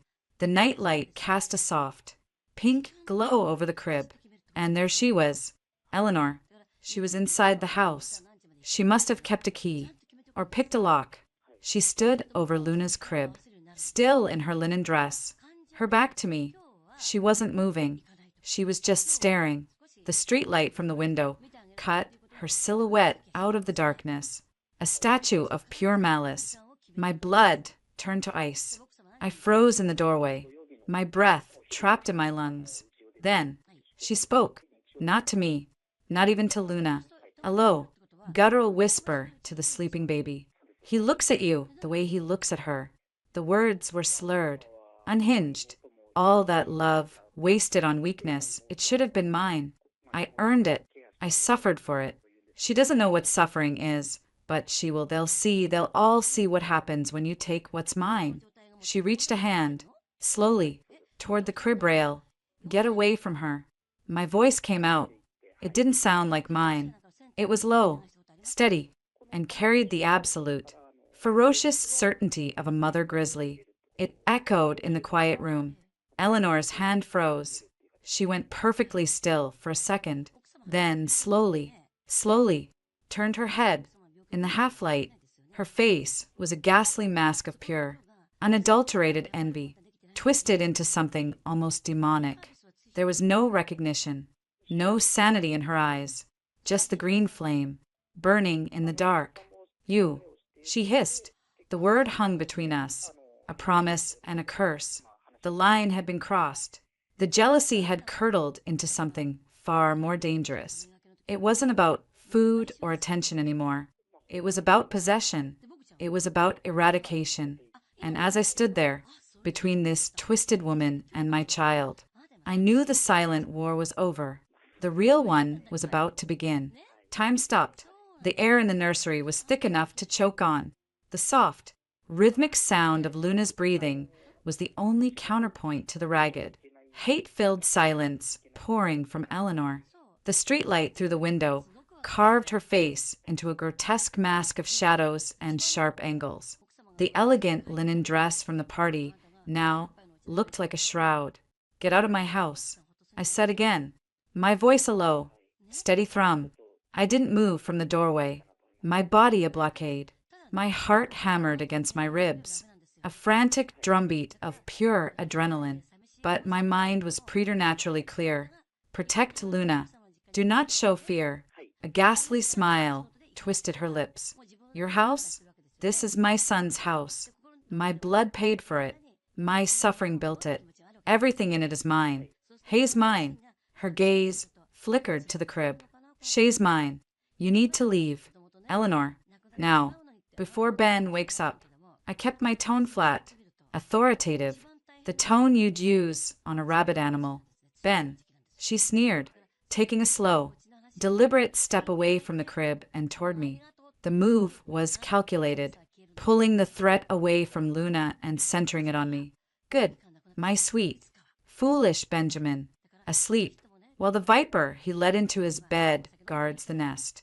He was always a deep sleeper, even when his father and I were disagreeing. He learned to sleep through anything unpleasant. She was closer now. I could smell her perfume, gone stale and sour with sweat and rage. I didn't retreat. My eyes scanned the room. The heavy ceramic lamp on the dresser was too far. The diaper pail was useless. My weapon was my body, and the primal fury singing in my veins. He chose you, she whispered, the words laced with a lifetime of venom, over his own flesh and blood. After everything I did, everything I endured for him, I starved for him. I let that man use me as a punching bag for him. I built a wall around him with my own bones. And for what? So he could tear it down for you? Her voice began to rise, trembling with an anguish so profound it had curdled into madness. So he could look at you with those soft, stupid eyes and give you everything that was rightfully mine. The devotion, the care, the love. He loves you as his mother, I said, the rational part of me still trying to find a crack in the armor, even as I knew it was futile. But what you want isn't love. It's ownership. It's worship. It's sick. Sick? The word erupted from her in a guttural shriek. Luna stirred in her crib, letting out a soft whimper. Eleanor's eyes darted toward the sound, and a strange, possessive light came into them. I am the only one who is well. I see clearly.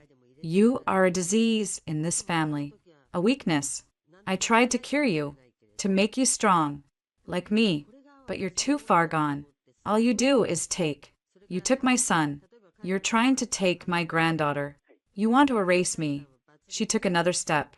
We were almost within arm's reach. My back was to the darkened hallway. I had no weapon, but I had the doorway frame. I shifted my weight, ready. I'm not trying to erase you. Eleanor, you're doing that yourself. Every time you do something like this, like tonight, at the party, you're showing him exactly who you are. I showed them all. She spat. I showed that busybody Margie, and all those other simpering fools, what a real mother looks like, what real sacrifice is. They pity me. They should worship. And you stood there, letting him defend you, preening in his protection. You loved it. You loved that he chose you. Her hand disappeared into the deep pocket of her dress. Well, choices have consequences. The streetlight glinted on steel as her hand emerged. It wasn't a dramatic kitchen knife. It was a small, sharp, brutally efficient paring knife, probably from our own block. She must have taken it when she let herself in. The casual, domestic malice of it was more terrifying than any grand gesture. You see, she said, her voice dropping to a conspiratorial whisper, this is how it's done. Not with whining and hunger strikes. With decisiveness, you cut out the sickness. You remove the weakness. For the good of the family, she raised the knife, not in a wild lunge, but held with a dreadful, practiced certainty. She had, after all, been a nurse. She knew anatomy. All the fear, the months of anxiety, the hunger, the humiliation, crystallized in that moment into a single, white-hot point of rage. It wasn't just for me. It was for Ben, whose childhood memory was being murdered. For Luna, who would never know a sane grandmother. For the life this woman was trying to steal from us. You are not touching my daughter, I said, and my voice didn't shake. I'm not here for her, Eleanor hissed, her composure finally fracturing into something raw and rabid. Not yet. She'll forget you. They always do. I'm here for you, so he can finally see what loss really looks like. So he can understand the pain he's caused me. So he'll have to come back to me, the only one who truly loves him, the only one who has ever suffered for him. She lunged. It wasn't a movie lunge. It was fast, direct, and aimed for my torso. But I was ready. Months of forced inertia fell away. I twisted, using the doorframe as a pivot, and her forward momentum carried her just past me, the knife grazing the fabric of my nightshirt with a sickening whisper. Before she could recover, I didn't think. I acted. On the glider chair next to me was the one heavy, available object, the dense, foam-filled nursing pillow, shaped like AU. I snatched it up, not as a shield, but as a bludgeon. As she turned, her face a rictus of surprise and fury, I swung it with all the strength my healed body could muster. It connected with the side of her head and shoulder with a solid, damp thwump. It wasn't enough to hurt her seriously, but it was heavy, unwieldy, and utterly unexpected. It knocked her off balance. She stumbled sideways, crashing into the dresser. The ceramic lamp wobbled and crashed to the floor, exploding in a shower of porcelain. The noise was tremendous in the silent house. Get away from my wife. Ben's roar filled the hallway. He was there, bare-chested, wild-eyed, surging out of our bedroom.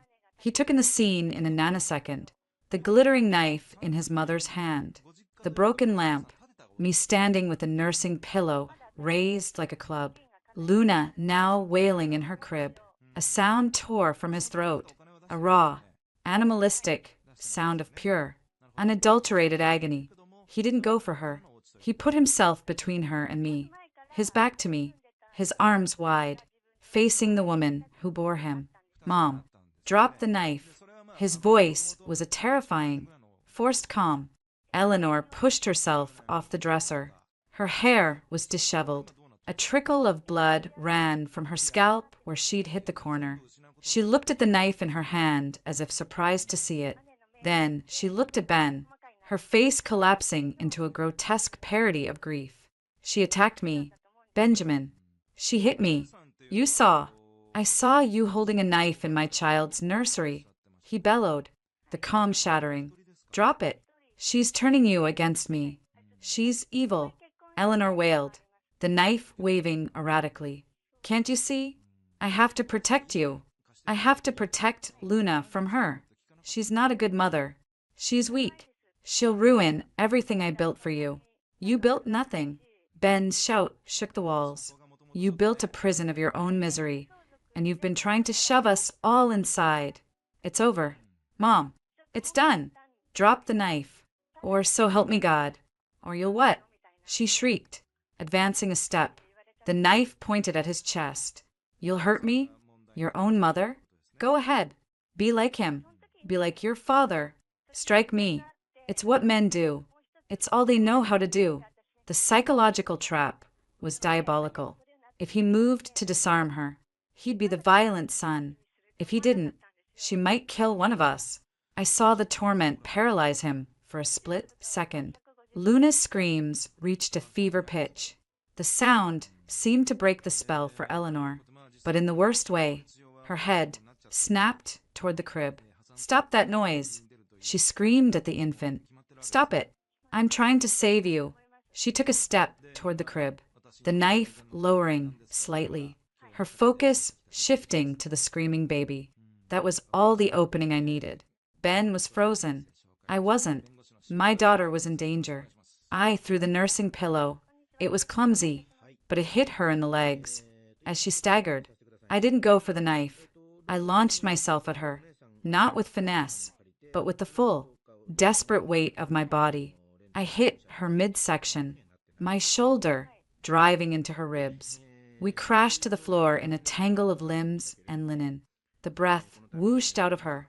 The knife skittered from her hand, sliding across the hardwood. I scrambled, kicking it wildly, sending it spinning under the crib. "Get off her!" Ben's voice was right above us. He wasn't talking to me. He grabbed his mother by the shoulders and hauled her off me with a brutal, unmotherly force. He yanked her to her feet, pinning her arms to her sides. She was gasping, crying, a wordless stream of rage and sorrow. "Willa, the baby!" he yelled. I was already at the crib. I scooped up my screaming, terrified daughter, clutching her to my chest, turning my back to the chaos. Her tiny body trembled against mine. "Shoo, it's okay. Mama's here. It's okay." I chanted, the words a prayer and a promise. I turned back. Ben had Eleanor pinned against the wall. She had gone limp. All the fight drained out of her, replaced by a hollow, broken weeping. She was mumbling, "My boy, my sweet boy, look what she made you do. Look what she made me do." Ben's face was a stone mask. All the pain, the betrayal, the love that it was all gone, burned away in the fire of this final, unforgivable act. What was left was a cold, resolute emptiness. "Willa," he said, his voice dead, "take Luna into our room. Lock the door. Call 911. Tell them there's an intruder with a weapon. Tell them she attacked you. Do it now." I didn't argue.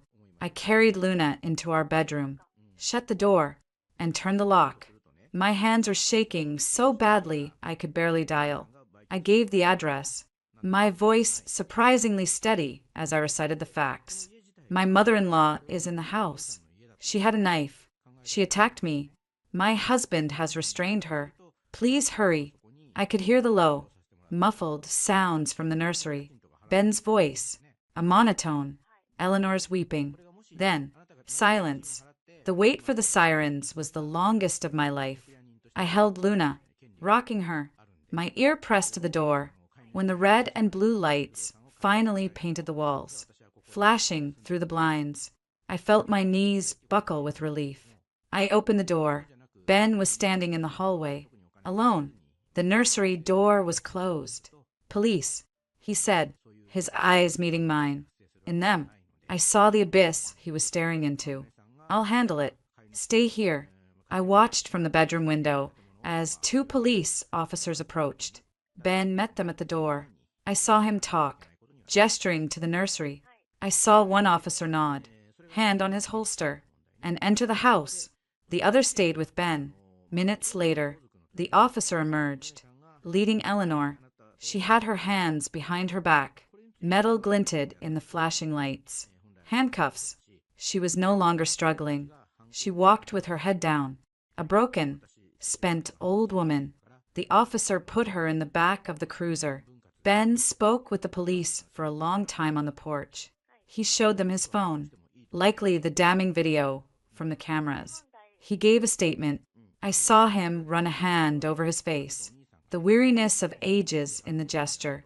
Eventually, an officer came to the door to take my statement. I told them everything, from the history to the party to the knife in the nursery. He was professional, kind, but his eyes were hard. We'll be recommending charges of burglary and assault with a deadly weapon. You can press charges, or the state will, given the evidence and the threat to an infant. It's serious. Ben came back inside after the cruisers had left. Eleanor taken to the station for booking. The house was silent again, but now it was the silence of a crime scene, violated and grim. He walked into the living room and sank onto the couch, his head in his hands. I sat beside him, Luna finally sleeping in my arms. I told them I wouldn't press charges. He said, his voice muffled, on one condition: she agrees to be admitted, tonight, to a psychiatric facility for evaluation. And from there, she goes directly to a long-term residential program, far from here, and she signs a legally binding agreement to never contact us again. If she refuses, the charges stand. I looked at him. The choice had been made in the crucible of the nursery floor. The mother he loved was already gone, had been gone for a long time. The woman in the police car was a dangerous stranger. He had chosen his new family. The cost of that choice was etched in every line on his face. Will she agree? I asked. Aunt Carol is on her way to the station. She'll make her see reason. The alternative is jail. He looked up, his eyes red-rimmed and empty. I just had my mother arrested. Willa.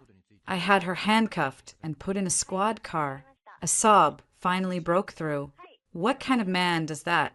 I reached out, the first voluntary touch in weeks, and placed my hand over his. It was cold.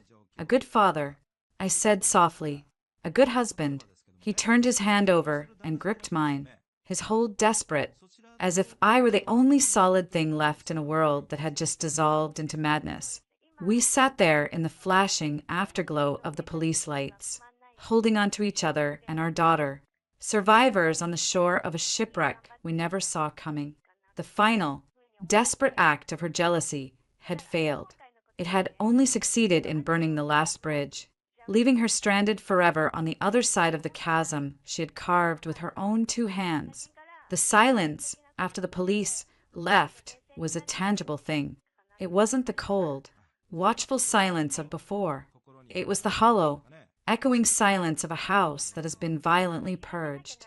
Ben sat on the couch, his posture rigid, staring at the wall where the flowers had been.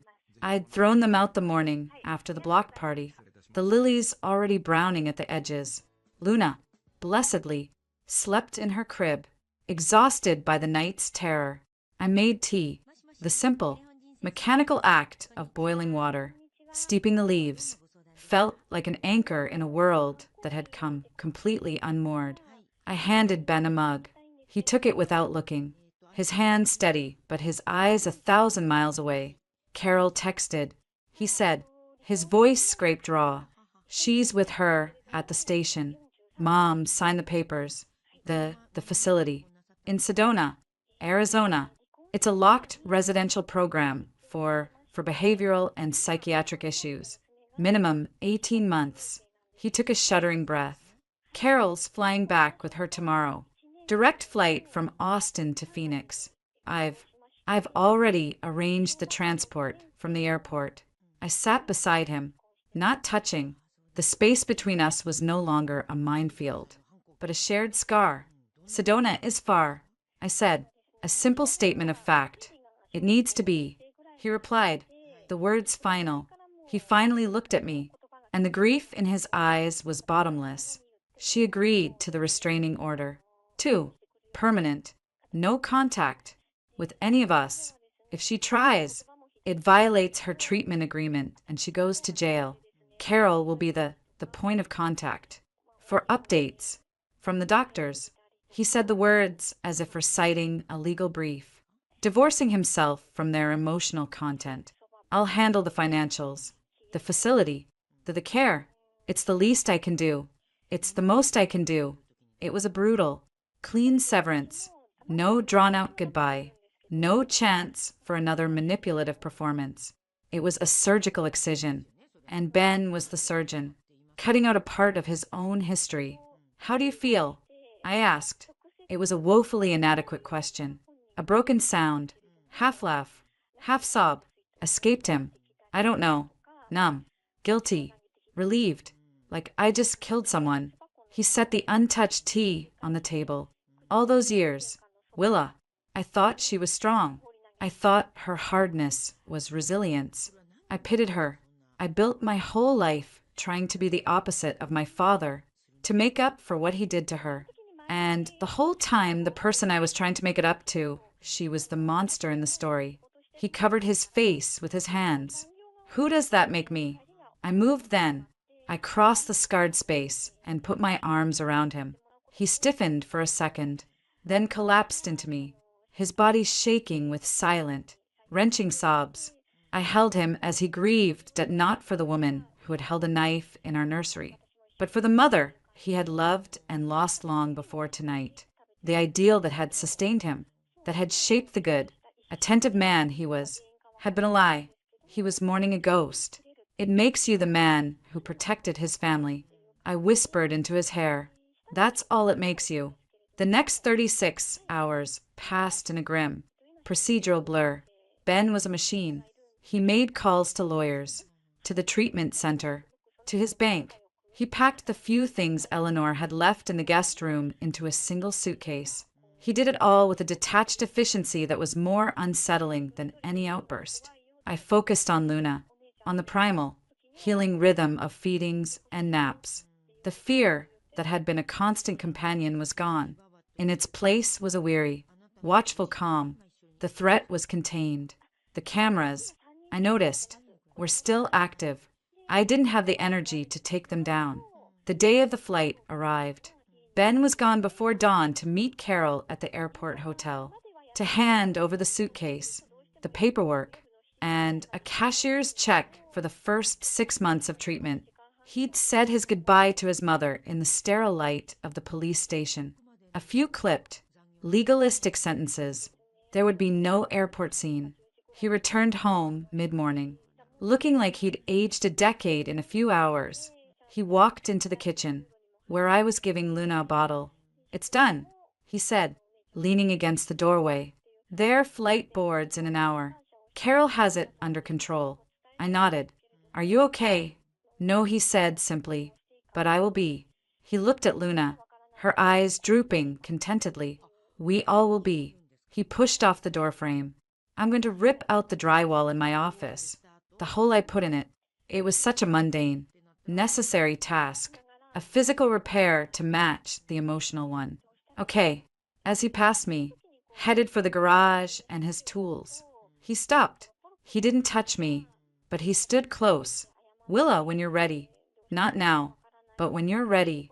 I'd like to start couples therapy. Like I said, I need to learn how to be your husband again, the right way, if you'll let me try.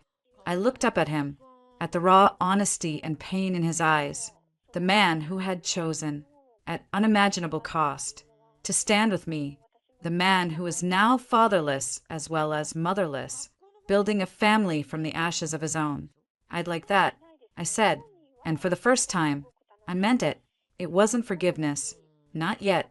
That would be a longer road. But it was a commitment to walk the road together.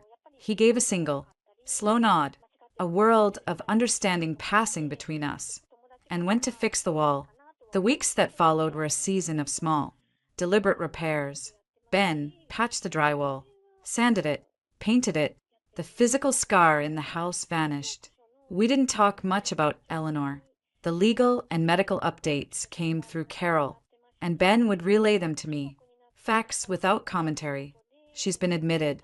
The diagnosis is a complex PTSD with severe narcissistic and depressive features. The prognosis is guarded. She's complying with the program. We started therapy with a specialist named Dr. Vance, who had experience with postpartum trauma and family enmeshment. The first sessions were brutal. I spilled my guts about the hunger, the fear, the deep betrayal of not being believed.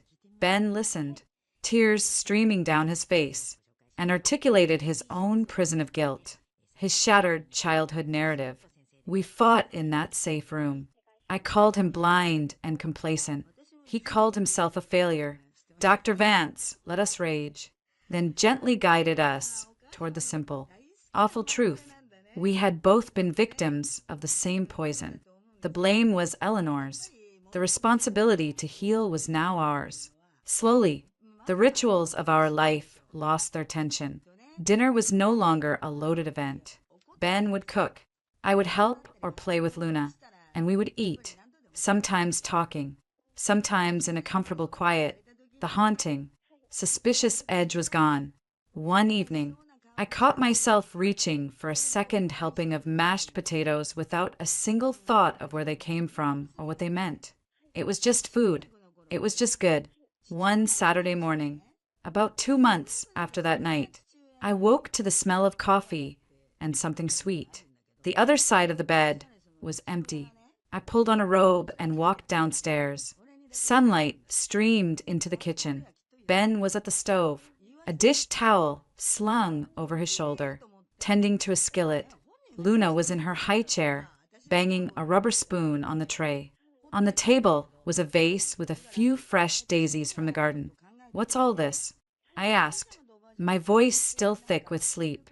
Ben turned, a soft, genuine smile on his face.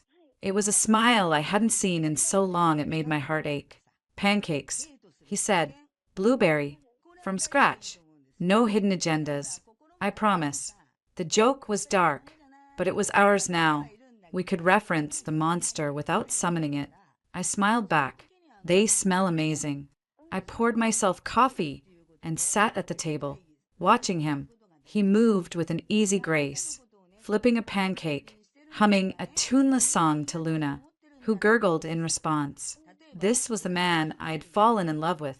Not the guilt-ridden penitent or the defiant son, but the simple, good man making pancakes for his family. He brought a stack to the table, along with butter and syrup. He sat down across from me, pouring syrup over his own pile. We ate in silence for a few minutes, the only sounds the clink of cutlery, Luna's happy babbles, and the distant chirp of birds. "Carol called last night," Ben said, cutting a piece of pancake. "After you went to bed." I paused, my fork halfway to my mouth. The old anxiety tried to stir, but it was faint, easily quieted. "Mom's adjusting. The doctors say she's intellectually engaged in the therapy, but emotionally detached. She talks a lot about the past. Her narrative is consistent, the long-suffering martyr, but she's not asking about us, not about Luna. Carol thinks it's a survival mechanism. To admit what she did, to feel the reality of it, might break her completely. So she's clinging to her story." I nodded, taking a bite. The pancake was fluffy and sweet. "Do you think she'll ever get better? Really better?" Ben considered it, looking out the window at the sun-drenched yard. "I think better for her might just mean not being a danger to herself or others. I don't think she'll ever be the grandmother who sends birthday cards, or the mother I can call for advice. That person never existed."